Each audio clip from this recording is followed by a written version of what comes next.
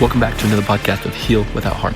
My name is Dr. Clayton Dir. I'm a physical therapist, and this week is a little bit of a special episode.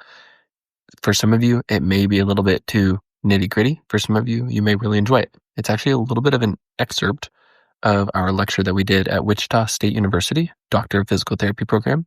We exposed them a little bit to dry needling and all the benefits that it has. They are the first years, and so you will hear a little bit of discussion directly from me, along with me chatting with some of my colleagues over at Team Natural Wellness, and maybe some questions and answers from the crew over there at Wichita State University. I hope you like this. It's a little bit different. Other than that, please follow, subscribe, and we'll see you next week. So if you're going to pay attention, if anybody that's fighting, after that, vote it in. It's my opinion. All right. Thanks, man. I like to stay moving because I have too much energy within me. Can you guys see everything on these TVs too? Cool. So I'll probably hang out here and walk forward and back. So dry needling, the standard boring definition, is a skilled technique using a filiform needle to penetrate the skin and or underlying tissues to affect change in the body structures and functions for the evaluation and management of neuromusculoskeletal conditions, pain, movement impairments, and disability. We make sure that we tell every single patient this entire definition every single time. Totally joking, not at all. And so coming in with this, ultimately dry needling is finding a painful muscle, poking it, and then retesting to see if that muscle is still painful or if the referral pattern from that muscle is still painful afterwards. Does anybody have any idea how they figured this out? That if they just jammed a needle into a painful muscle, that it would make it better? You got a wild guess? Courtney knows. So what they did is they were actually doing trigger point injections, and the placebo group got better. So some people were getting stuff injected into their trigger points. Of course, some people were not. But they found out that those people are actually getting better as well, just having a needle go into the muscle. Now, if you've ever seen a syringe that injects things, it's pretty big and it's very painful to get that right into a muscle. So then they were able to just figure out that like acupuncture needles work just fine, and they're much smaller, so you have a lot less tenderness ultimately going on in the muscle afterwards. Next one for me, please. So the physiology of it, if you wanted to break it up into bullet points, you'll see that second section there. So we get more blood flow to the area. Decreased banding, that taut ropiness inside the muscle that you can kind of push on and rope and snap over back and forth. You'll get decreased amount of that. You'll get less spontaneity in the muscle. And so what I've seen is after you pinch a muscle really hard and you let off, you'll see it sit there and like flicker, kind of like the calf in the bottom picture of this one here. You'll see it just sitting there twitch. Sometimes if you guys have noticed when you're like staying up all night for an all-nighter studying for tests, your eyelid will sit there and twitch. That's like spontaneous electrical activity in the muscle up here. And then lastly, the overall CNS response kind of goes down. People are a little bit less on edge ultimately afterwards. Don't say any of this to your patients ultimately. I've boiled it down for myself over time and time again, teaching it to people. My goal is to find trigger points in the muscle. Some people think trigger points don't exist. I think they do, but I don't think all of them need to be essentially addressed. And so I also look for some other things. Is the trigger point super tender? Does it line up with their symptoms? Is it in a muscle that aligns with the symptoms that they have?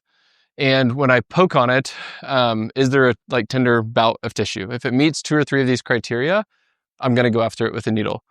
If you're someone who's not dry needle certified and you still want to help this person, you're probably going to do some sort of like sustained hold on this muscle. You're going to do like shove an elbow into it. That's what massage therapists do. If you're a chiropractor or if you just like popping people, you're going to try to treat that group of muscles by popping the joints in that area, which we know decreases pain and decreases tender bouts of tissue or essentially muscle spasms in the area. So we're all trying to get muscles to be a little bit more relaxed. Dry needling usually treats the direct source the best, ultimately. Next one. So this course that I went through was Institute of Athlete Regeneration, and they taught 3 different models. I know Allison learned things a little bit differently. She uses E-stim a little bit more. You'll learn about that here in a second. And then Kirsten learned something a little bit different as well, and she'll tell you a little bit about her style. What I liked on these 3 is you'll see people come in with different bouts of pain, and the reason that you're dry needling them will shift a little bit. Will the act of what you're actually doing change? Not too much, but the way you may explain it to them is a little bit different. And so, for example, the mechanical one, this is one that if someone comes in and they were hit in the quad, they were hit in the shoulder, they were hit in the calf by a ball or a kick or something like that, that tissue may go into some sort of a spasm. And so it's mechanically turned on and stuck in the on position. Dry needling that muscle can make it ultimately twitch and then relax. You can disrupt the dysfunction going on in that muscle. Sometimes it also comes on with repeated overuse. And so if you think about a runner, they're using their calves over and over and over again. If you think about a volleyball player, a baseball player, they're going to be using their shoulder muscles over and over and over again. Sometimes the muscle goes into spasm secondary to that overuse, a bunch of little tiny acute traumas chronically done over time. The neurophysiological model, I would say this one is your gal who is super stressed out all the time and like lives here. Like this is her body's safe place, is just spasm the crap out of the upper traps and leave them on. For me, I usually carry stress in my low back. I will like posture up, go into that like anterior pelvic tilt. You could bounce a quarter off my paraspinals. That's usually my like group of dysfunction when it comes to my like stress response. Dry needling here, you're probably going to lean more towards Allison's approach, putting a couple needles in those muscles, putting on some E-stim and getting them to just gradually calm down. It's going to be less painful to get done. It's going to be less sore afterwards to get done. And it's a lot easier to help that person overall relax, whether you're treating upper traps or in the lower back. The biomedical and systemic model, that's a little bit more the woo-woo kind of one. Ultimately, if it hurts in the area, poke it and it might get better. Sometimes you'll see pictures of someone with pain in an area and there's like 13 needles all in that one spot. And they essentially just poke them in and leave them. You're essentially introducing a foreign body into that area by poking a needle into it. And the body's like, we don't like this. Send inflammatory mediators there and try to heal this tissue or try to get the needle out, essentially. And so that's a way that you can somewhat help with healing. In my eyes, all three of these are sort of at play when you poke a needle into someone. Is it acupuncture? Most of your patients will ask you this. It is the same tissue, it's the same needle ultimately, but no, it's not acupuncture at all. Acupuncture follows things like this, where they may be poking your ear or poking your foot to help your liver pain or helping something else. I don't know much about acupuncture, but that is not what we're doing. They go off the flow of chi or the flow of energy throughout your body. For some people, I'm sure it helps a lot. It's been around for tons and tons of years of time. I just don't know anything about it. It is not acupuncture. We just use the same tool. Something that's sort of close to acupuncture, in some people's eyes, are homeostatic points, which are something that I don't fully understand. But Kirsten does, and she said she gets way better results than me sometimes because of it. You said it right. Better. No, I'm just kidding. Homeostatic points, it pretty much follows the neurological system. So on those 3 set charts, that middle one, what it talked about, that's where that piece falls into play. So really there are 24 spots in the body and they're all based off of the nervous system. So the difference between treating homeostatic points and all of those other trigger points that Clayton was talking about is that following that nervous system, the way you needle it is a little bit different. So you find those spots, it has to be tender on both sides of the body, and you just sink the needle directly into it. Each of the different body parts will have a different needle size, but those pieces just help decentralize the whole nervous system in general. And then after treating the homeostatic points themselves, I go into the spine and treat more paravertebral nerve root locations, and then following it up with the trigger point locations too. So in the end, very similar to Clayton's, just adding in a little bit more of your nervous system control too. Kirsten, I want to go back and forth real quick. So if someone comes in with some sort of hip pain and it kind of refers down the lateral leg a little bit, down to the lateral knee, we'll probably do a very similar assessment. Me and Kirsten will. I'm probably going to go much more, here's the muscle that's the problem. We're going to dry needle it, see if we can get either trigger points to go away or at least invoke some sort of inflammatory response to that muscle. And Kirsten will treat it a little bit differently. So when you watch me treat this person, I'm probably dry needling the musculature of the hip, the glute med, the glute min, the glute max, maybe a little bit lower. How would you treat that person with lateral hip pain? I would start by palpating the homeostatic points first. So we have what's called like superior gluteal nerves. Those are really 3 small nerves that sit just off the base of the iliac crest. So I would vote on both sides. If they are symptomatic on both sides, it's positive for homeostatic. So then I take my needles, I sink them into those spots. The other part of the glute is your lesser gluteal nerve. That would be like Clayton treating the glute max. So focusing in the middle of both glute max tissues, again, tender both sides. I sink the needle into both sides, even if they're only having right-sided pain. And then after treating those different areas, everybody talks about the length of time that you actually keep the needles in, but the amount of time that you have available is probably the amount of time that you're going to sink the needles in for. After treating those spots and then removing those needles, I go in and would treat those same groups of muscles if they're tender. because I'm going through afterwards, poking on those same muscle groups, the pretty local ones of glute, glute mid, those ones are super common. And if they are tender, I'm probably doing more of the pistoning, basic manipulations. And the bright side, both of us are going to help get that person better, which is nice, especially because for the most part, dry needling is a way to decrease pain, to get them to do their exercises, to actually solve their problem. We're just trying to shortcut that method. Courtney, ready for you. Contraindications and precautions, all the things that are going to tell you not to do it. If they don't want to do it, they don't give you consent, you're not going to do it. A bunch of blood type stuff, so HIV positive, chronic blood diseases, some sort of infection there, you're not going to do that. Fresh scar tissue and suture sites. Sometimes you will dry needle in that area. I probably never will because we didn't really learn how to do it, but I know there's a lot of different ways you can treat right around a scar. Okay, and it's just going to essentially probably help it not tack down as much, heal a little bit smoother, and not cause pain afterwards. Cool. Other than that, you're probably not going to do it too much. You're never going to go directly into it. And also when it comes to post-surgical, it should always be 12 weeks before you dry needle it. Sometimes you can get special approval from the surgeon if they feel like it's worth the small increased risk of introducing another foreign body in that first 12 weeks post-surgery to help with that patient. You're not going to poke breast implants, of course, not in the vicinity of pacemakers. If they have seizures, don't do it. Directly in arteries or nerves, no. And genitalia, nipples, umbilicus, or eyeballs, you're not going to do. Precautions, if you don't know why you're doing it, you're probably not going to do it. Kirsten, what's the youngest patient you've dry needled? 13. I think mine's probably 13 or 14. Most of the time, kiddos heal up pretty good. Allison's done a 2-year-old before. She was one of those chiropractors online where they hang the baby by the foot and just start poking. No, I'm serious. Okay, how old? Okay, but was he nearly fully fixed in that one session? Yeah, so most of the time they heal up really good. You just need a little bit of soft tissue work. Tell them to strengthen it, maybe take a break. But when it's warranted and it's really bad, you can dry needle it and it'll probably do just fine. Ultimately, again, a precaution.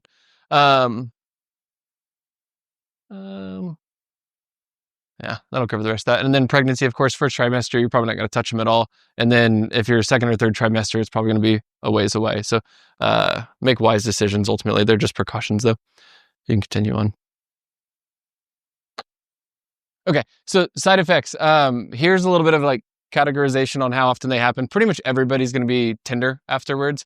Not only did you just poke a needle into them, but that muscle had previously been spasmed up, causing them pain.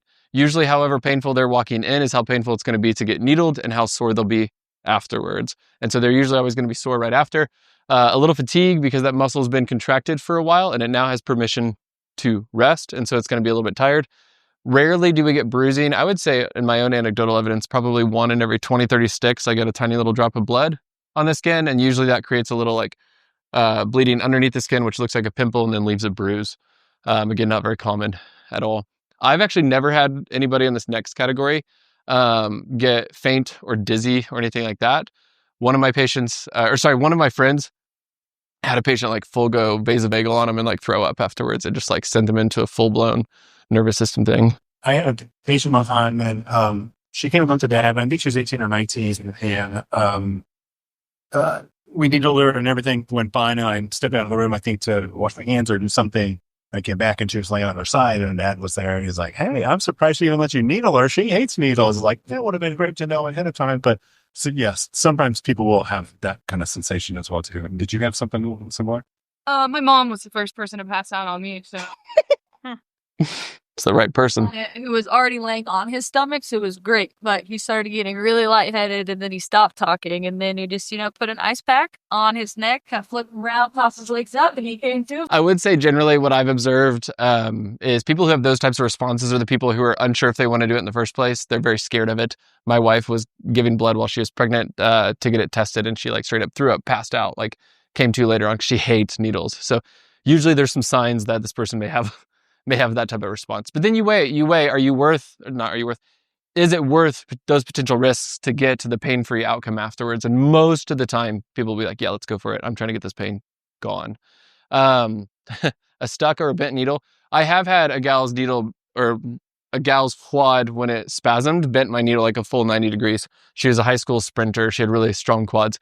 It was really, really cool to see because it was really strong. And then I pulled it out and it was like that. But you just pull it right out and you'll be fine. Okay, certifications. I think all four of us are from a different place. I went to IAR, the black and red one. Courtney you were Kineticore, but now it's evidence in motion. Kirsten, you were the integrative. And then Allison was American Academy of Manipulative Therapy. What I would say is I'm very grateful that I learned 3 of my 4 clinicals involved somebody who did dry needling it. All of them did it differently. So thankfully, when I went to Institute for Athlete Regeneration, I felt like I just needed someone to tell me how to poke, like how to move it and what to avoid, ultimately. If you have no idea what you're doing, don't go to that one because they essentially teach you how to needle, but no theories really. I would say most of my theory understanding came from learning in clinicals, and then they taught me the skill. If you want something more in depth, evidence in motion, they're killer. You had to do like a pre-test. You had to get tested multiple times during. It's very, very intensive, but you're going to come out like feeling very confident. Did you guys have to do any specific testing to like finish out? Post-test as well? Cool. Ours was like, yeah, you look like you're doing good. And they would walk away and then you're like checked off. So if you want something super lax, go there. But if you feel a little bit unsure of needling, don't do Institute of Athlete Regeneration. We can continue on. Sorry. And then one more plug. Institute of Clinical Excellence, easily the best continuing ed group of people ever. I would ultimately, I think we have a link later on, but maybe not. If you type in ICE Physio or Institute of Clinical Excellence, get onto their Hump Day Hustle. Every Wednesday, they send out a newsletter. It's got 4 to 6 articles with super, super awesome, like single paragraph breakdowns of why it matters, and then a link to that article. I honestly make a social media post probably once a week, if not once every other week, about something really cool that they shared. And that's how I stay up to date on research, because it matters in regards of athletes and everybody else.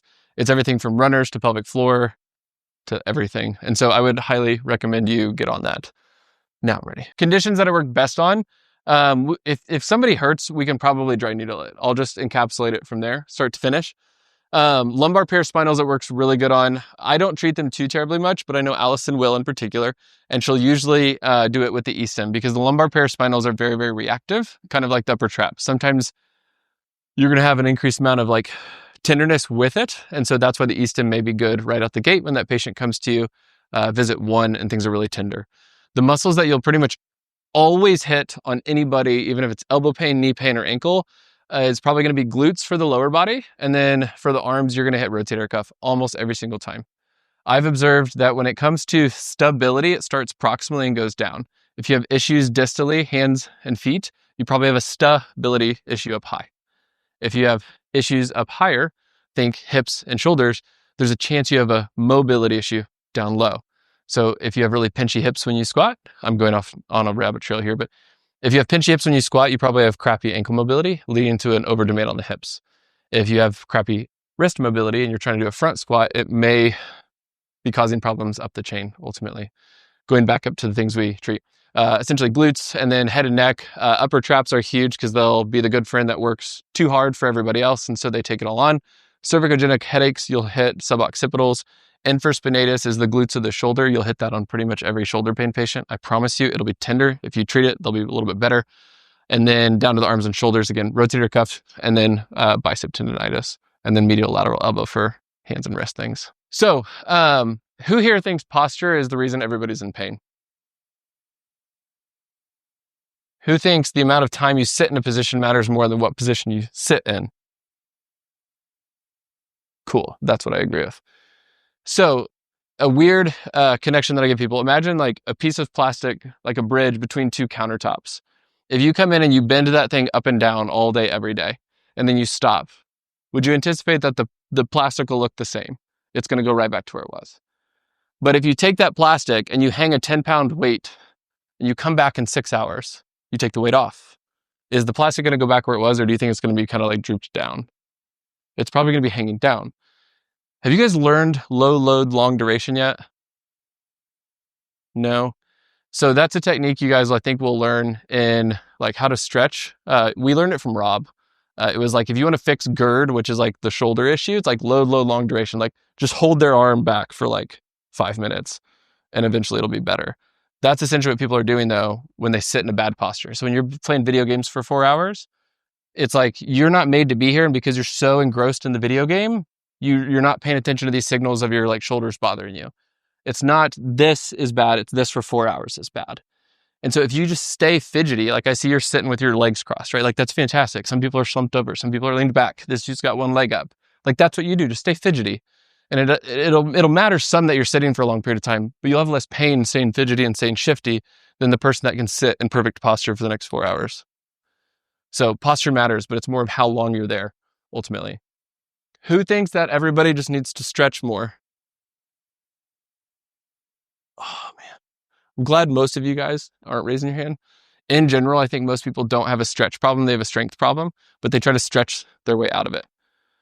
What we've found is that the reason people feel tight, the reason people are not very flexible is not because they don't stretch enough. It's because their muscles don't feel strong enough through a big range of motion to let it go into long ranges of motion, right?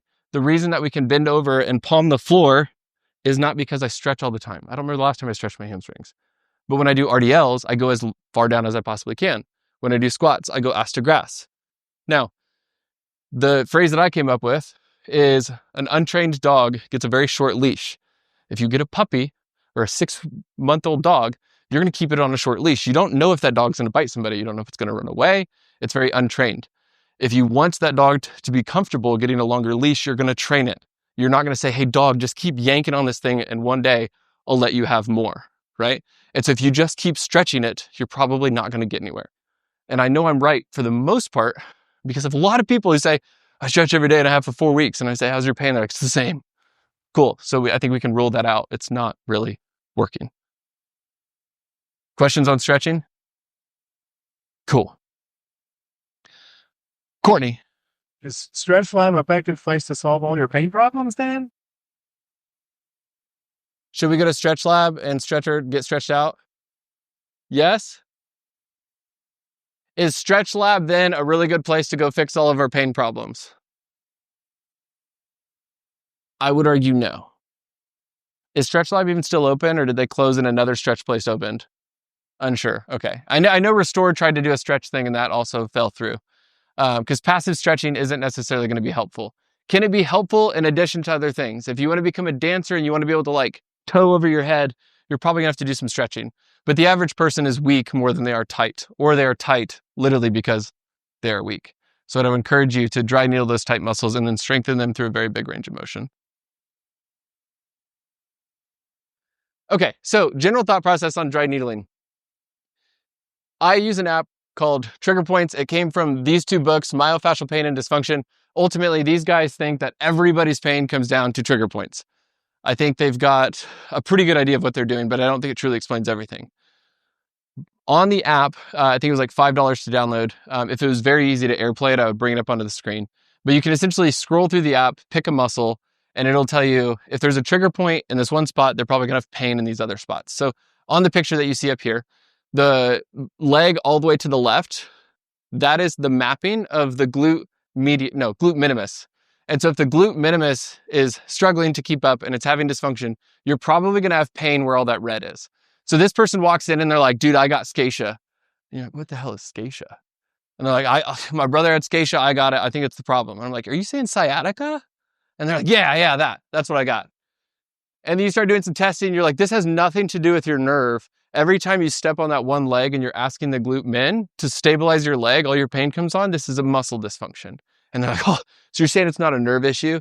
My discs are fine. The jelly is not squeezing out of the jelly donut. I'm like, no, this is a hip issue. You go strengthen the hip and they do a lot better. And what I've asked some of you who have came and observed me, if we think about where these mappings come from, what are the myotomes that control the glute minimus? Is anybody bold enough to answer that? What nerve roots turn on the glute minimus? I will stay here until someone tries. Huh? Just that one? Do you guys remember? Myotomes. What are the myotomes of glute minimus? She said S2. L5 to S2, I believe is the answer. So L5, S1, S2. What is the dermatomal mapping of L5, S1, and S2? It looks pretty similar to that picture on the left. Pretty similar. It's not perfect. But if you have pain, if someone has pain in an area and you can't figure out why it's there, their nerve glides look fine. There's no neural tension, but you're like, it keeps going down there. You go strengthen the hamstring, you go dry needle the hamstring. You're like, what the heck? You have hamstring problems, but nothing I'm doing to your hamstring works. It's probably a referred pain from the hip. One question I get from some people is, what is the difference between radicular and referred pain? Radicular is going to be nerve. It's going to feel like electric, fire, numbness, tingly, and it's also probably going to map along a dermatome. It's going to be coming from the spine, or it's going to be coming from a muscle pinching on the nerve. Referred pain, the patient's going to say it feels heavy, it feels dull, it feels achy. That's going to be more referred pain, and more people report that than true radicular type symptoms, at least in my experience and the population that I see. So most of the time it's going to be referred, and I would say go based off musculature, and you're going to probably help people a lot faster and a lot easier than thinking everybody has a radicular problem. You're trying to tell me that everybody that has a bulging disc doesn't have this thing? Most of the time, no. And actually, I've got another thing. There's a research done that they brought in a ton of people between the ages of like 20 and 80, and they MRI'd all of them. And they noticed about every 10 years of life, you have a 5 to 10% increased chance of having a disc bulge, either a disc bulge, a disc protrusion, a disc sequestration. They did some other things as well. And not a single one of these people had pain. And so I would be willing to bet, most of you guys are in your 20s here, right? Too complicated to get my phone. But I'm pretty sure there's like a 35% chance that every single one of you have a disc bulge somewhere in your spine. And I'd be also willing to bet that. Who's ever deadlifted before in their life? You have a bulging disc. Your next question. And how many of you have back pain that you think is disc related, that is numbness, tingly, shooting, you have weakness in the legs, and you have some sort of referred pain into the legs? For the two of you raising your hand, maybe more, I'm very sorry. Yes. Not only that, but I will evaluate you for free as long as that guy over there says this is okay. And I will likely prove to you that it may not be a disc issue. And if it is a disc issue, I almost guarantee you that most of your symptoms are coming from muscles that are compensating for the disc issue. Therefore, I can still help you by treating the muscles that are actually causing your pain. And that's why I feel like we're different than most clinics and we help people. We don't just be like, oh, you got a disc issue. Suck it up. And in like 20 years, we'll probably just give you some screws and rods in your back.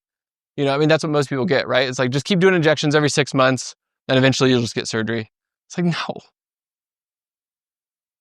Yes, because if a disc is bulging, I would love for you to take that, go all the way to end range, and crank on it. Like, just picture that. You got a disc bulge, and this guy's like, bro, lay down.